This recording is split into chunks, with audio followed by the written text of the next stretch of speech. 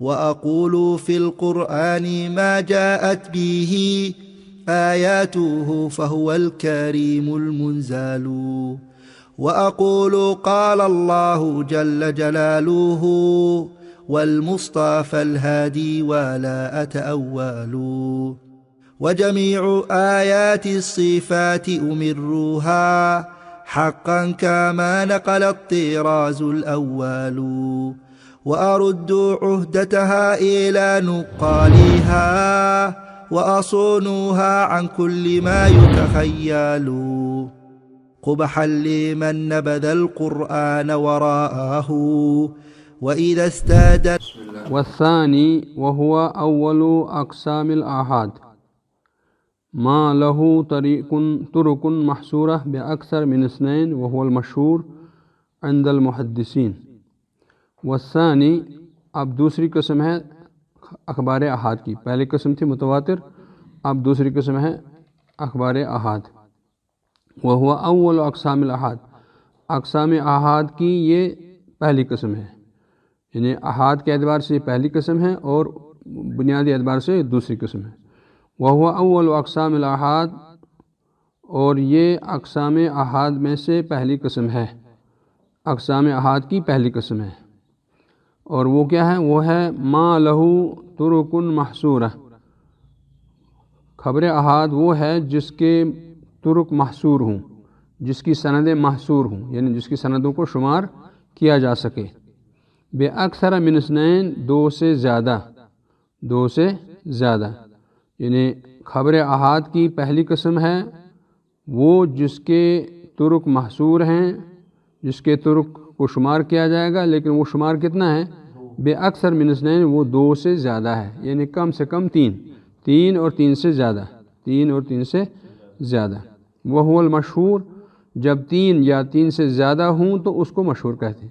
جب کوئی سند تین آدمیوں سے، تین روات سے یا تین سے زیادہ روات سے آ جائے اور ان کی تعداد محدود ہو، مقید ہو، یعنی اس کو متعین کیا جا سکے، اس کا اعداد و شمار کیا جا سکے، تو وہ مشہور کہلاتی ہے. عند المحدثین، محدثین کے ہاں، محدثین کے ہاں اس کو مشہور کہتے ہیں.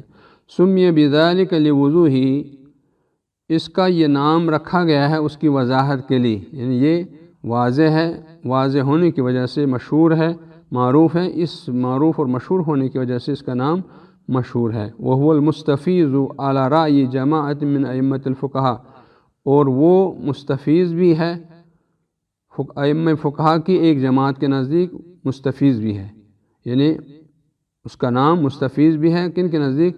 ائمہ فقہا کے نزدیک اس کا نام مستفیض ہے. تو یہ ائمہ فقہا کے نزدیک اس کا نام مستفیض ہے اور یہ چیز محدثین کے نزدیک مشہور ہے. سمی بذالک لانتشارہ، مستفیض اس لیے نام رکھا گیا ہے اس لیے کہ وہ پھیلی ہوئی ہے، وہ پھیل جاتی ہے، آگے جو ہے لوگوں میں منتشر ہو جاتی ہے. سمی بذالک لانتشارہ من فاض الماء یفیض فیضاً، کہا جاتا ہے عربی لغت میں فاض الماء، پانی بہا، پانی منتشر ہوا، پانی پھیل گیا. یفیض فیضاً، فاض الماء فاض یفیض فیضاً، اس کا تو اس فیض سے جب کہا جائے گا یہ پھیل جاتا ہے تو اس لیے جو ہے مستفیض کہتے ہیں ایسی خبر کو، ایسی حدیث کو جو پھیلی ہوئی ہوتی ہے، جو پھیل جاتی ہے لوگوں میں.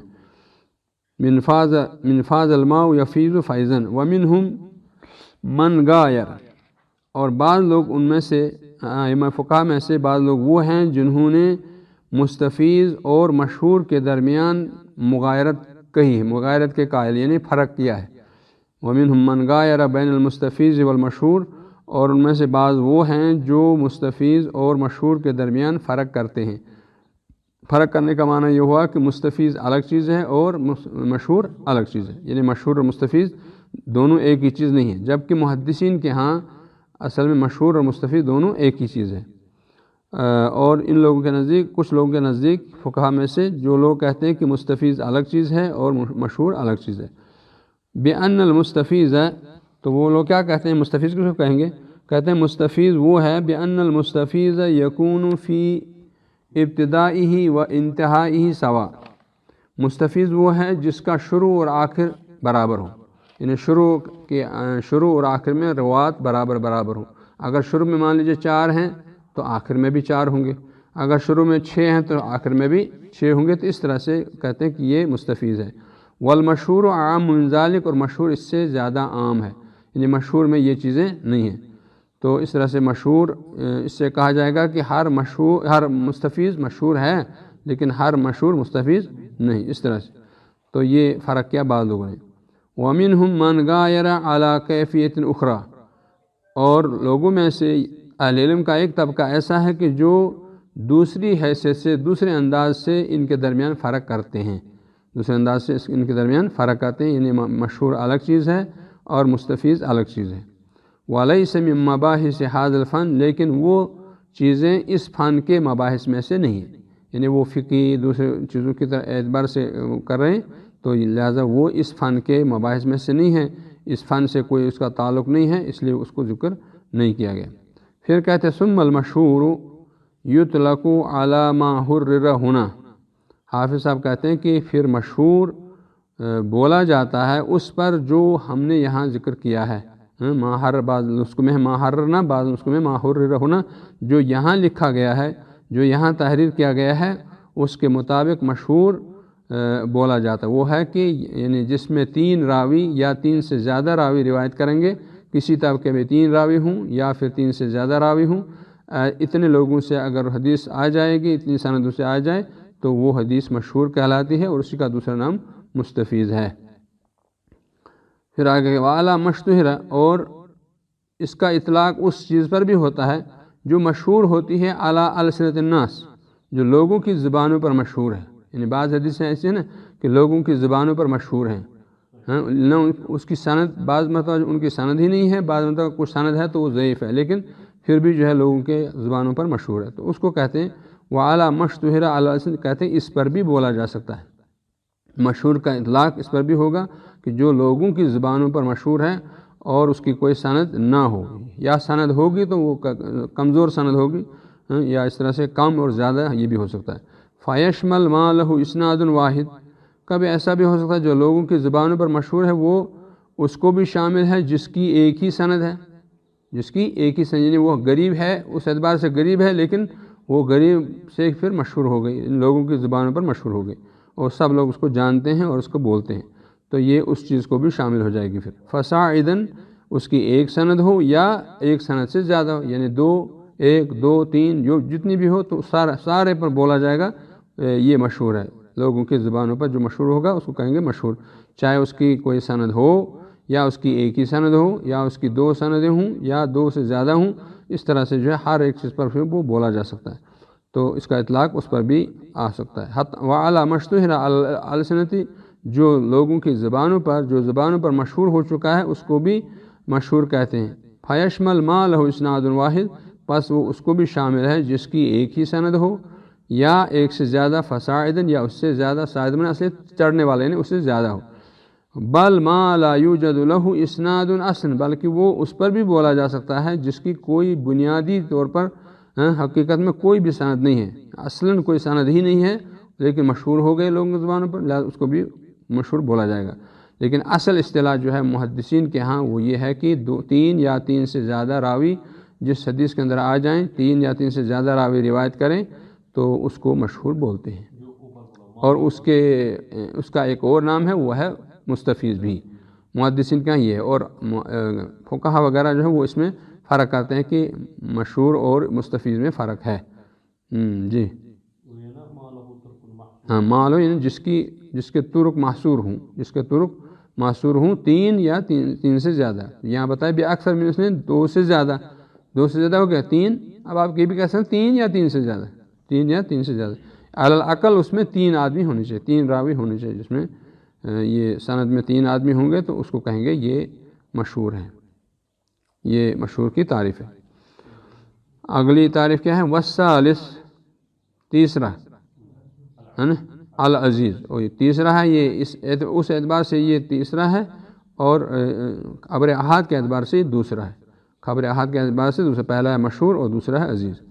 کہتے ہیں وہ ہوا ما اللہ یرویہ اقل من اثنین عن اثنین، اور حدیث عزیز وہ ہے لغت کے اعتبار سے جو ہے عزیز کہتے ہیں جو مشکل سے ہی اس کا وجود پڑھا نا کل، یا عز وجود، عز یا عز سے عزیز، تو ہو گیا مشکل، یعنی مشکل سے ہی اس کی کوئی چیز آ جائے، تو کوئی چیز مشکل سے ہو اس کو کہتے ہیں نادر بھی، یعنی بہت کم جس کا استعمال یا جس کا ہونا بہت کم ہے۔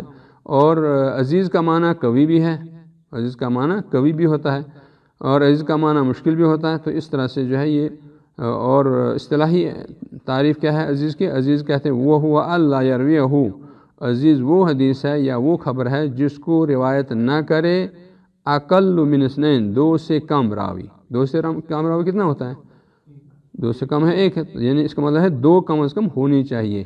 اللہ یروی اقل من اثنین، جس کو دو سے کم راوی روایت نہ کرے، ان اثنین دو سے کم سے ہے، دو سے کم سے، یعنی ہر جگہ جو ہے یا تو کسی جگہ اگر ہے تو ہر جگہ کم از کم دو ہونی چاہیے، دو سے یا دو سے زیادہ، تو دو سے کم اگر ہو گیا تو پھر وہ عزیز نہیں رہے گی۔ وسمی بذالک، اس کو نام اس لیے دیا جاتا ہے اما لقلت وجود ہی، یا تو اس کے وجود کی قلت کی وجہ سے، یعنی اس کا کم پایا جانا، کم پائے جانے کی وجہ سے اس کو عزیز کہتے ہیں۔ وَإِمَّا لِقَوْنِهِ عَزَّ اے قوی بِمَجِيئِهِ مِن طریق اخری، یا یوں کہا جائے گا کہ عزیز اس کو اس لیے بولتے ہیں کہ وہ دوسری سند سے آنے کی وجہ سے قوی ہو گئی، طاقتور بن گئی، اس کی مجموعی قوت بن گئی اس دوسری سند کے آنے کی وجہ سے، اس لیے اس کو عزیز بولتے ہیں۔ وَلَيْسَ شَرْطًا لِلصَّحِيحِ خِلَافًا لِمَنْ زَعَمَهُ، اور یہ صحیح ہونے کے لیے شرط نہیں ہے، یہ صحیح ہونے کے لیے شرط نہیں ہے خلافاً لمن زعمہ، ان لوگوں کے خلاف جنہوں نے اس کا دعویٰ کیا۔ بعض لوگوں نے یہ دعویٰ کیا ہے کہ حدیث وہی صحیح ہوتی ہے جو عزیز ہو، اس کا مطلب ان کے نزدیک غریب حدیث جو ہے صحیح نہیں ہے، غریب حدیث کو وہ ضعیف مانتے ہیں۔ تو یہاں پر کہا کہ یہ شرط ہے کہ صحیح تبھی کہا جائے گا جب وہ دو یا دو سے زیادہ راویوں سے مروی ہو۔ تو عزیز جو ہے دو راویوں سے آ جائے، ایسی حدیث جو ہے یہ شرط ہے صحیح کے لیے، یعنی اسی حدیث کو ہم صحیح بول سکتے ہیں، صحیح کہہ سکتے ہیں۔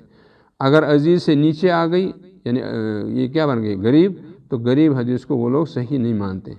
تو حافظ صاحب نے یہاں اشارہ کر دیا، کہا وَلَيْسَ شَرْطًا، عزیز کا ہونا شرط نہیں ہے صحیح ہونے کے لیے، یعنی جب حدیث عزیز ہوگی دو راوی سے آ جائے گی تب ہم کہیں گے یہ حدیث صحیح ہے، اگر دو راوی سے نہ آئے ایک ہی راوی سے آ جائے تو ہم اس کو کہیں گے یہ ضعیف ہے، ایسا نہیں ہے، یہ اس کے لیے کوئی شرط نہیں ہے۔ تو یہ خلاف ہے ان لوگوں کے جنہوں نے اس کا دعویٰ کیا ہے، تو جن لوگوں نے دعویٰ کیا ہے وہ ان کا دعویٰ غلط ہے۔ کہتے ہیں وہ ہوا ابو علی الجبائی من المعتزلہ، معتزلہ میں سے ابو علی الجبائی ہیں، یعنی جنہوں نے اس کا دعویٰ کیا ہے کہ حدیث عزیز صحیح کے لیے شرط ہے، جب حدیث عزیز ہوگی تو صحیح ہوگی، اور اگر حدیث عزیز نہیں ہوگی تو صحیح بھی نہیں ہوگی، یہ ان کا دعویٰ ہے ابو علی جبائی کا من المعتزلہ، معتزلہ میں سے۔ وَإِلَيْهِ يُؤْمِعُ كَلَامُ الْحَاكِمِ، اور اسی کی طرف امام حاکم کا کلام بھی اشارہ کرتا ہے، امام حاکم کا کلام بھی اسی طرف اشارہ کرتا ہے۔ وَإِلَيْهِ يُؤْمِعُ كَلَامُ الْحَاكِمِ ابی عبداللہ فی علوم الحدیث، حاکم ابو عبداللہ امام حاکم کی کتاب ہے علوم الحدیث، اس علوم الحدیث میں انہوں نے کیا کیا ہے، اس میں اشارہ ملتا ہے کہ حدیث عزیز ہوگی تو صحیح ہوگی، اور اگر حدیث عزیز نہیں ہوگی تو صحیح بھی نہیں ہوگی۔ حیث قال، کہتے ہیں جیسا کہ انہوں نے کہا ہے، یہ اب اس کے بعد کس کی کلام حاکم ہے، یہ علوم الحدیث میں یہ کلام حاکم ہے۔ کیا کہتے ہیں؟ الصحیح ان یرویہ الصحابی الزائل عنہ اسم الجہالہ، کہ صحیح وہ حدیث ہے جس کو ایسا صحابی روایت کرے جس سے اس کا نام زائل ہو، یعنی جہالت کا نام زائل ہو، یعنی وہ مجہول نہ ہو۔ تو بِأَن يَكُونَ لَهُ راویان، پھر اس صحابی سے روایت کرنے والے دو آدمی ہوں، بِأَن يَكُونَ لَهُ راویان، اس صحابی سے روایت کرنے والے کتنے ہوں گے؟ دو راوی۔ ثم يتداولہ اہل الحدیث الی وقتنا، پھر اس کو اہل الحدیث نے، محدثین نے ہاتھوں ہاتھ لیا ہو، اور وہ محدثین کے ہاں گردش کر رہی ہو، الی وقتنا، ہمارے اس وقت تک۔ اس کا مطلب ہے ان کے نزدیک جو ہے دو راوی کم از کم ہونی چاہیے، دو سے روایت ملنی چاہیے، تب جا کر کے ہم کہیں گے یہ صحیح ہے۔ تو صحیح کی تعریف انہوں نے یہ کی ہے۔ کالشہادۃ علی الشہادہ، یہ شہادت پر شہادت ہے، بہت ساری چیزوں میں دو شہادتیں مطلب ہیں، تو ان میں اسی پر قیاس کرتے ہوئے کہا کہ یہ گویا شہادت پر شہادت ہے، یعنی ایک گواہی پر دوسری گواہی، تب جا کر کے وہ صحیح ہو جائے گی اور اس کی تائید ہو جائے گی۔ اس طرح سے امام حاکم نے بھی اس کی طرف اشارہ کیا. اور پھر کہنے وصرح القاضی ابو بکر ابن العربی فی شرح البخاری بأن ذلك شرط البخاری. اور قاضی ابو بکر ابن العربی نے، قاضی ابو بکر ابن العربی بہت بڑے عالم گزرے ہیں، محدث ہیں، تاریخ میں کتابیں لکھی ہیں، تفسیر میں بھی، حدیث میں بھی، مصطلح میں بھی. تو وہ کہتے ہیں ابو بکر ابن العربی نے صراحت کر دی ہے، وضاحت کر دی ہے، اس بات کو واضح طور پر بیان کر دیا ہے فی شرح البخاری، بخاری کی شرح کے اندر، بأن ذلك شرط البخاری، اور یہ بخاری کی بھی شرط ہے، یہ بخاری کی بھی شرط ہے. انہیں یہ دعویٰ کیا یہ بخاری کی بھی شرط ہے. وَأَجَابَ عَمَّا أَوْرَدَ عَلَيْهِ مِنْ ذَلِكَ بِجَوَابٍ فِيهِ نظر. حافظ صاحب کہتے ہیں انہوں نے ان اعتراضات کا جواب دیا ہے جو اعتراضات اس پر وارد ہو سکتے ہیں، جو اس میں سے جو اعتراضات وارد ہو سکتے ہیں ان پر، اس کا انہوں نے پہلے ہی جواب دے کر رکھا ہے. لیکن وہ جواب فیہ نظر، اس جواب میں کلام کی نظر ثانی کی گنجائش ہے، اس میں نظر ثانی کی ضرورت ہے. لأنہ قال، اس لیے کہ انہوں نے کہا فَإِنْ قِيلَ حَدِيثُ الْأَعْمَالِ بِالنِّيَّاتِ فَرْدٌ، تو ان کے ذہن میں یہ بات تھی کہ بخاری کی پہلی حدیث غریب ہے. تو مجھ پر اعتراض ہو سکتا ہے کہ اگر وہ کہیں گے کہ بخاری کی شرط ہے، تو بخاری کی شرط اگر ہوتی تو پھر پہلی والی حدیث فرد نہ ہوتی، ہے نا، اس طرح سے. تو انہوں نے یہ اس اعتراض کا جواب پہلے سے اپنے حساب سے دے رکھا، لیکن وہ جواب حافظ صاحب جو اس جواب کو نہیں مانتے. کہتے فَإِنْ قِيلَ حَدِيثُ الْأَعْمَالِ بِالنِّيَّاتِ، بس اگر کہا جائے کہ حدیث انما الاعمال بالنیات فردن، یہ فرد ہے، غریب ہے، لم یروہ عن عمر، اس کو عمر رضی اللہ تعالیٰ عنہ سے نہیں روایت کیا کسی نے، الا علقمہ، مگر علقمہ نے، یعنی علقمہ کے علاوہ کسی نے بھی اس سے روایت نہیں کیا ہے. قال فلما قال قلنا، تو حافظ صاحب کہتے ہیں ہم جواب دیں گے، یہی حافظ وہ کہتے ہیں کون، ابو بکر القاضی ابو بکر ابن العربی، وہ کہتے ہیں اگر اس طرح سے اعتراض آ جائے گا تو ہم جواب دیں گے اس کو حضرت عمر رضی اللہ تعالیٰ نے ممبر پر خطاب میں کہا، ممبر پر خطبہ دیا اور اس خطبے میں اس حدیث کو ذکر کیا ہے. علی الممبر بحضرت صحابہ، صحابہ کی موجودگی میں، جب اس کو ممبر پر حضرت عمر رضی اللہ تعالیٰ نے بیان کیا ہے اور صحابہ موجود تھے، صحابہ کی موجودگی میں اس حدیث کو بیان کیا، تو کسی نے کچھ نہیں کہا، خاموش رہے. فلولا انہم یعرفونہ، اگر وہ لوگ اس حدیث کو نہ جانتے، اگر وہ لوگ اس حدیث کو نہ جانتے، لانکروا، تو وہ اس کا انکار کر دیتے، تو اس کا انکار کر دیتے. تو گویا انہوں نے یہ لیا کہ صحابہ کا خاموش رہنا یہ ایک قسم کی شہادت علی الشہادہ ہے نا. تو اس طرح سے اس نے یہ قیاس کیا کہ یہ گویا عزیز نہیں ہے، یہ کیا نام فرد نہیں ہے، غریب نہیں ہے، بلکہ یہ حدیث عزیز ہے، کم از کم عزیز تو ہے، بلکہ اس سے زیادہ ہو سکتا ہے، اس لیے کہ بہت سارے لوگ مسجد میں بیٹھے ہوئے تھے اور صحابہ کی بہت بڑی جماعت تھی. قضا قال، اسی طرح انہوں نے کہا ہے، حافظ صاحب نے کہا کہ انہوں نے اس طرح سے جواب دیا ہے. وَتُعُقِّبَ، لیکن ان کا تعاقب کیا گیا، ان کا تعاقب کیا گیا، ان کا پیچھا کیا گیا کہ آپ کی یہ بات درست نہیں ہے، آپ کا یہ دعویٰ صحیح نہیں ہے. بِأَنَّهُ لَا يَلْزَمُ مِنْ كَوْنِهِمْ سَكَتُوا عَنْهُ أَنْ يَكُونُوا سَمِعُوهُ مِنْ غَيْرِهِ. تعاقب اس طرح سے کیا گیا ہے کہ ان کے خاموش رہنے سے، لا يلزم من كونهم سكتوا عنه، ان کا اس حدیث سے خاموش رہنا، ان کے اس حدیث سے خاموش رہنے سے لازم نہیں آتا ہے ان یکونوا سمعوه، کہ انہوں نے اس حدیث کو سنا ہے، من غیرہ، کسی دوسرے سے. ضروری نہیں کہ انہوں نے اس حدیث کو، یعنی غیر سے مراد ہے حضرت عمر رضی اللہ عنہ کے علاوہ کسی اور سے، یا ڈائریکٹ نبی کریم صلی اللہ علیہ وسلم سے، اس سے یہ بات لازم نہیں آتی. تو اس طرح سے یہ ان پر اس اعتراض اس کو جو ہے رد کیا. وَبِأَنَّ هَذَا، اور اگر یہ مان بھی لیا جائے، وَبِأَنَّ هَذَا لَوْ سُلِّمَ فِي عمر، اور اگر اس کو تسلیم کر لیا جائے عمر رضی اللہ تعالیٰ کے بارے میں کہ عمر رضی اللہ تعالیٰ نے اس کو منبر محراب پر ذکر کیا ہے، صحابہ کی موجودگی میں ذکر کیا ہے، تو یہ تو مان گئے، چلو مان لیں گے 2 منٹ کے لیے. لیکن منع فی تفرد علقمہ، پھر وہ پھنس جاتے کہاں، علقمہ کے تفرد میں. علقمہ بھی اکیلے ہیں، علقمہ کے بارے میں تو نہیں ہے کہ اس نے منبر پر کہا، علقمہ نے حضرت عمر سے روایت کی ہے اور علقمہ بھی اکیلے روایت کرتے ہیں. ثم تفرد محمد بن ابراہیم بھی عن علقمہ، پھر محمد بن ابراہیم بھی اس حدیث کو روایت کرنے میں اکیلے ہیں علقمہ سے. علقمہ سے ہی روایت کرتے ہیں لیکن اکیلے ہیں علقمہ سے روایت کرنے والوں میں سے. پھر ثم تفرد یحییٰ بن سعید بہ عن محمد، پھر اس کے بعد بھی تفرد واقع ہے، یحییٰ بن سعید الانصاری نے اس حدیث کو روایت کیا ہے انفرادی طور پر، کس سے؟ محمد بن ابراہیم سے، محمد ابراہیم سے یہ اکیلے روایت کرنے والے ہیں۔ تو اس طرح سے کتنی جگہ تفرد واقع ہوا، تو ایک تفرد کا آپ جواب دے دیں گے لیکن دوسرے تفردات کا کیا کریں گے؟ تو گویا وہ یہ صحیح نہیں ہے۔ تو کہتے ہیں کہ ان محمد علی ما هو الصحیح المعروف عند المحدثین، اس طریقے پر جو کہ صحیح ہے، معروف ہے محدثین کے ہاں، کہ یہ بات واضح ہے کہ حضرت عمر رضی اللہ عنہ نے اس حدیث کو روایت کیا ہے تنہا صحابہ میں سے، پھر حضرت عمر سے حضرت علقمہ نے روایت کیا، پھر علقمہ سے محمد بن ابراہیم نے روایت کیا اکیلے، اور محمد ابراہیم سے یحییٰ بن سعید الانصاری۔ یہ تو 4 آدمی ہو گئے اوپر سے لے کر نیچے تک، 4 آدمی جو ہے ان کا تفرد واقع ہوا۔ تو آپ کس کا جواب دیں گے؟ ایک کا جواب دے دیا تھا لیکن دوسروں کا کیا کریں گے؟ تو اس لیے جو ہے صحیح یہی ہے کہ یہ کہنا صحیح نہیں ہے۔ حافظ ابن حجر ان کا تعاقب کرتے ہیں یا کسی کا تعاقب نقل کرتے ہیں۔ تو اس طرح سے وقد وردت لهم متابعات لا يعتبر بها لضعفها وقضا لا نسلم جوابه فی غیر حدیث عمر۔ کہتے ہیں کہ اس حدیث کے لیے کچھ متابعات وارد ہوئی ہیں لیکن ان متابعات کا کوئی اعتبار نہیں ہے، اس لیے کہ وہ متابعات سارے کے سارے ضعیف ہیں، لہذا ان کا کوئی اعتبار نہیں ہے۔ تو اس لیے جو ہے معاملہ برقرار ہے، وہ یہ ہے کہ حدیث عزیز صحیح کے لیے شرط نہیں ہے، اور جس نے اس کا دعویٰ کیا ہے ان کا دعویٰ صحیح نہیں، ان کی دلیلیں صحیح نہیں ہیں۔ وَقَضَى لَا نُسَلِّمُ جَوَابُهُ فِي غَيْرِ حدیث عمر، اسی طرح سے عمر رضی اللہ عنہ کے علاوہ بھی دوسرے لوگوں کی حدیثیں ہیں جن میں تفرد واقع ہوا ہے، اور اس تفرد کا ہم کیسے اس کا تسلیم کریں گے؟ تو وَقَضَى لَا نُسَلِّمُ جَوَابُهُ، اسی طرح سے ہم اس کے جواب کو تسلیم نہیں کرتے حدیث عمر کے علاوہ کسی اور جگہ بھی۔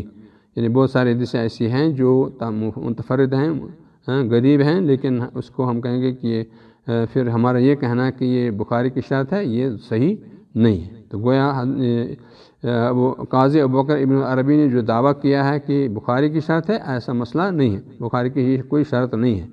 یہ آپ کہیں نہیں دکھا سکتے کہ بخاری نے ایسا کہا ہے کہ حدیث عزیز صحیح کے لیے شرط ہے، بلکہ انہوں نے کتاب کا آغاز ہی کیا ہے متفرد حدیث سے، ہے نا، حدیث غریب سے۔ اس کا معنی ہی ہے کہ وہ اس کو نہیں مانتے، لہذا آپ کا دعویٰ ان کے بارے میں کرنا یہ صحیح نہیں ہے۔ قال ابن شہید، بس رہنے دیجیے، لمبا ہو جائے گا۔